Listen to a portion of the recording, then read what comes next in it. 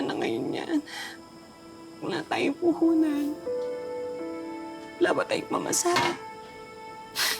Kahit pangkain na madudukot, wala.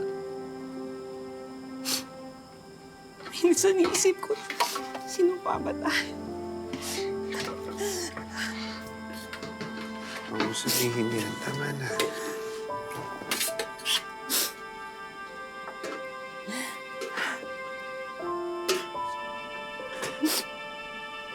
Nagsikap naman tayo, di ba?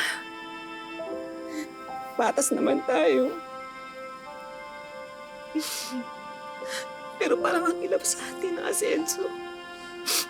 Tapos nilalayuan nila tayo na parang pinandidirian nila tayo. Pinagbayaan naman natin sa kulungan yung mga naging kasalanan natin, di ba? Tsaka, nagmamahalan lang naman tayo na tama na wala inaapa kay ibang tao. Pero bakit ganun tingin nila sa atin? Para pa rin tayong mga kriminal. Ilalayuan nila tayo na para tayo rin pandiring mga sakit. Ang lupit ng mga tao. Bakit? Sa mga ibang tao na hindi nakakaintindi sa amin, yun din nga po, yung katulad sa loob, meron din pong mga negative sides na kinukwento sa amin, ng mga salot, yung mga sinasabing kriminal, nagawi pa ng kriminal, yung ganun po na mga malas, yung ganun po na sinasabi po nila sa amin. So, naano po sa amin, nakakalungkot.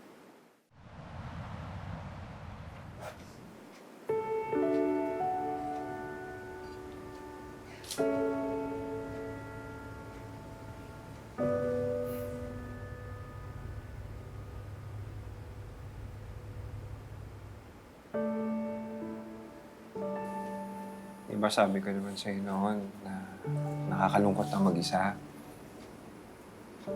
Kaya dapat may partner ka. Para everybody happy.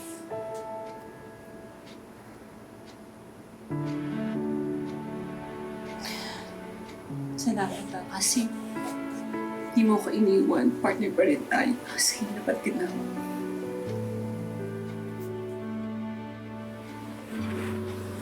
Walang iwanan.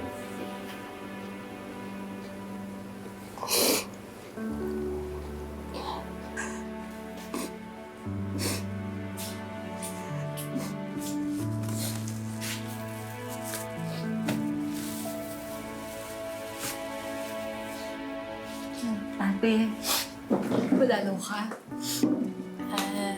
Nag-ambagan kasi kami ng mga kapatid natin.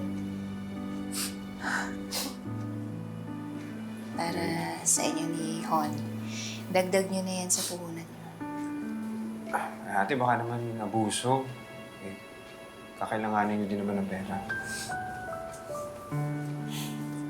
Huwag ka na mahiya. Pamilya tayo. Tayo-tayo lang din magtutulungan.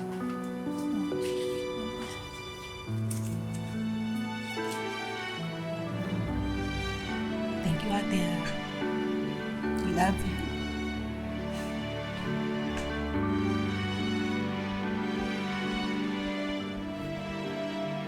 Hindi, ba't may pa-emote?